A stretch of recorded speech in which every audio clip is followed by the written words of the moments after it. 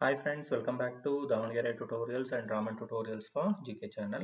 ಸ್ನೇಹಿತರೆ ಎಲ್ಲರಿಗೂ ಸಹ ಹೊಸ ವರ್ಷದ ಆರ್ಥಿಕ ಶುಭಾಶಯಗಳನ್ನು ತಿಳಿಸ್ತಾ ಮುಂಬರುವಂತಹ GPHTR, HSTR, TET, CTET, surveyor ಹಾಗೂ ಎಲ್ಲ ಪರೀಕ್ಷೆಗಳ ತಯಾರಿಗಾಗಿ ಪ್ರತಿನಿತ್ಯ ಬೆಳಿಗ್ಗೆ ವಿಜ್ಞಾನ, ಗಣಿತ, ಮೆಂಟಲ್ ಎಬಿಲಿಟಿ ಈ ರೀತಿ ಬೇರೆ ಬೇರೆ ವಿಷಯಗಳಿಗೆ ಸಂಬಂಧಿಸಿದಂತಹ ಪ್ರಮುಖ ಪ್ರಶ್ನೋತ್ತರಗಳನ್ನು ಚರ್ಚಿಸುವಂತಹ ಒಂದು ಸಣ್ಣ ಪ್ರಯತ್ನ. ನಿಮ್ಮ ಬೆಂಬಲ ಇರಲಿ ಅಂತ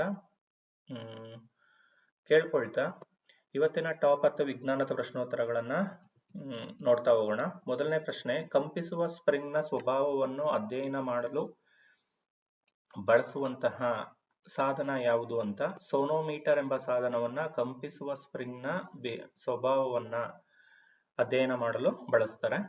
ಈ ಎಲ್ಲಾ ಕ್ವಶನ್ಸ್ ನ ಒಂದ್ ಕಡೆ ನೋಟ್ ಮಾಡ್ಕೊಳ್ಳಿ, ನಿಮ್ಗೆ ಇದು ಮುಂಬರುವಂತ ಎಕ್ಸಾಮ್ಸ್ ಗೆ ಬಹಳ ಹೆಲ್ಪ್ ಆಗುತ್ತೆ. ಎರಡನೇ ಪ್ರಶ್ನೆ, ವಾತಾವರಣದಲ್ಲಿ ಬೆಳಕಿನ ವಿಸರಣೆ ಉಂಟಾಗಲು ಕಾರಣ ಏನು ಅಂದ್ರೆ ಬೆಳಕಿನಲ್ಲಿರುವಂತಹ ಅಂದ್ರೆ ವಾತಾವರಣದಲ್ಲಿರ್ತಕ್ಕಂಥ ಧೂಳಿನ ಕಣಗಳು ಬೆಳಕಿನ ವಿಸರಣೆಗೆ ಕಾರಣವಾಗ್ತವೆ. ಮೂರನೇ ಪ್ರಶ್ನೆ, ಕಡಿಮೆ ಹಗಲಿನ ಅವಧಿಯನ್ನ ಅಂದ್ರೆ ಡೇ ಟೈಮ್ ಅನ್ನ ಹೊಂದಿರುವಂತಹ ಗ್ರಹ ಯಾವುದು ಅಂದ್ರೆ ಗುರುಗ್ರಹ. ಅತಿ ಕಡಿಮೆ ಹಗಲಿನ ಅವಧಿಯನ್ನ ಹೊಂದಿರುತ್ತೆ. Okay, one of the applied question. Magnetic index ನ ಏಕಮಾನ ಯಾವುದು ಅನ್ನೋದಾದ್ರೆ ಹೆನ್ರಿ. ಪ್ರತಿ ಎಕ್ಸಾಮ್ ನಲ್ಲೂ 1 ಅಥವಾ 2 ಏಕಮಾನಗಳಿಗೆ ಸಂಬಂಧಪಟ್ಟಂತ ಪ್ರಶ್ನೆ ಇರುತ್ತೆ. ಮ್ಯಾಗ್ನೆಟಿಕ್ ಇಂಡೆಕ್ಸ್ ನ ಏಕಮಾನ ಯಾವುದು ಅನ್ನೋದಾದ್ರೆ ಹೆನ್ರಿ.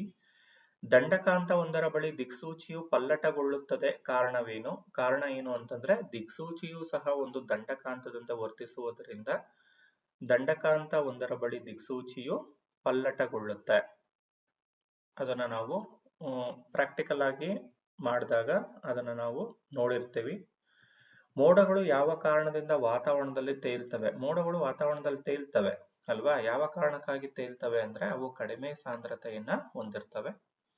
ಸಾಪೇಕ್ಷ ಸಿದ್ಧಾಂತವನ್ನ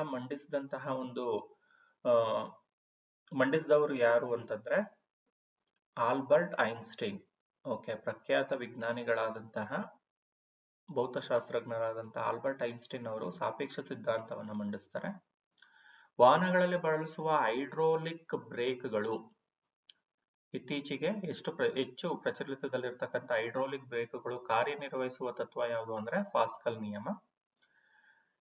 ನಾವು ಬಳಸುವಂತಹ ವೈಫೈ, ಮೊಬೈಲ್ ಅಲ್ಲಿ ಅಥವಾ ಬೇರೆ ಬೇರೆ ಸಾಧನಗಳಲ್ಲಿ ಬಳಸುವಂತ ವೈಫೈ, GPS, ಹಾಟ್ಸ್ಪಾಟ್, ಬ್ಲೂಟೂತ್ ಗಳಲ್ಲಿ ಬಳಸುವಂತ ತರಂಗಗಳು ಯಾವುದು ಅಂದ್ರೆ ರೇಡಿಯೋ ತರಂಗಗಳು, ರೇಡಿಯೋ ವೇವ್ಸ್. ಗರಿಷ್ಠ ಉಷ್ಣವಾಹಕತೆಯನ್ನು ಹೊಂದಿರುವ ಲೋಹ ಯಾವುದು ಅಂದ್ರೆ ಅದು ಬೆಳ್ಳಿ. ಸ್ನೇಹಿತರೆ, ಈ ದಿನ ನಿಮಗೆ ನಾವು ಕೇಳುವಂತ ಪ್ರಶ್ನೆ 1 ಅಥವಾ 2 ಪ್ರಶ್ನೆಗಳಿರುತ್ತೆ. ನೀವು ಆ ಪ್ರಶ್ನೆಗೆ ಉತ್ತರವನ್ನ ಕಮೆಂಟ್ ನಲ್ಲಿ ತಿಳಿಸೋದಕ್ಕೆ ಪ್ರಯತ್ನ ಪಡಿ.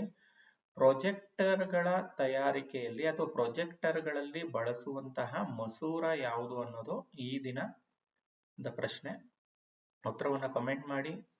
ಓಕೆ, ಪ್ರಶ್ನೆಗಳು ಯಾವ ರೀತಿ ಇತ್ತು, ಈ ರೀತಿಯಾದಂತಹ ತರಗತಿಗಳು ನಿಮಗೆ ಇಷ್ಟ ಆಗುತ್ತಾ ಅನ್ನೋದನ್ನ ಕಾಮೆಂಟ್ ಮುಖಾಂತರ ತಿಳಿಸಿ. ಓಕೆ, ಇನ್ನು ದಾವಣಗೆರೆ ಟ್ಯುಟೋರಿಯಲ್ ಚಾನೆಲ್ ನ ಯಾರು ಫಾಲೋ ಮಾಡ್ತಾ ಇಲ್ಲ ಅಂದ್ರೆ ಚಾನೆಲ್ ನ ಸಬ್ಸ್ಕ್ರೈಬ್ ಮಾಡಿಕೊಂಡು ಪಕ್ಕದಲ್ಲಿರುವಂತ ಬೆಲ್ ಐಕಾನ್ ನ ಕ್ಲಿಕ್ ಮಾಡಿ. ಪ್ರತಿನಿತ್ಯ ಈ ರೀತಿಯಾದಂತ ಪ್ರಶ್ನೋತ್ತರಗಳನ್ನ ನೀಡುವಂತಹ ಪ್ರಯತ್ನವನ್ನ ನಾವು ಮಾಡ್ತೀವಿ ಅಂತ ಹೇಳ್ತಾ ಮತ್ತೊಮ್ಮೆ ಎಲ್ಲರಿಗೂ ಸಹ 2025ರ ಹೊಸ ವರ್ಷಕ್ಕೆ ಎಲ್ಲರಿಗೂ ಸಹ ತುಂಬು ಹೃದಯದ ಶುಭಾಶಯಗಳನ್ನ ಕೋರ್ತಾ ಭಗವಂತ ಒಳ್ಳೇದ್ ಮಾಡ್ಲಿ. ಈ ವರ್ಷ ಎಲ್ಲರೂ ಸಹ ಶಿಕ್ಷಕರಾಗಿ ಅಥವಾ ಒಬ್ಬ ಸರ್ಕಾರಿ ನೌಕರರಾಗಿ ನೀವು ನಿಮ್ಮ ಸೇವೆಯನ್ನ ಆರಂಭಿಸುವಂತಾಗ್ಲಿ ಅಂತ ಆಶಿಸ್ತಾ ಈ ಒಂದು ವಿಡಿಯೋವನ್ನ ಇಲ್ಲಿಗೆ ನಾನು ಮುಗಿಸ್ತೇನೆ. ಸ್ನೇಹಿತರೆ, ಮತ್ತೊಮ್ಮೆ ಎಲ್ಲರಿಗೂ ಶುಭಾಶಯಗಳು. ದೇವರು ಒಳ್ಳೇದ್ ಮಾಡ್ಲಿ, ಎಲ್ಲರಿಗೂ ಶುಭವಾಗ್ಲಿ, ಶುಭ ದಿನ. ಧನ್ಯವಾದಗಳು.